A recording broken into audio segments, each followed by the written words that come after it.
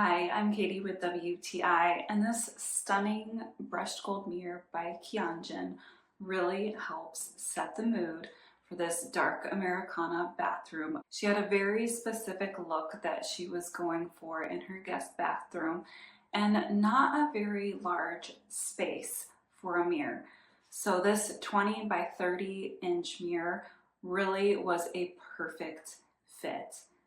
The brush gold really stands out against this beautiful dark green paint and really helps brighten up the mood just a little bit. It also coordinates really well with her vintage brass and glass lights. I just loved the finished look.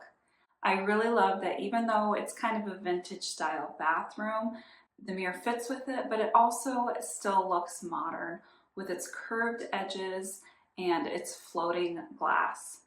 My brother-in-law had no issues installing it.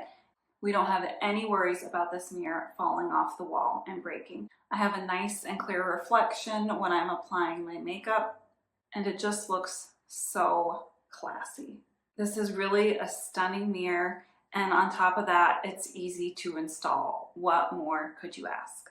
And that's my point of view.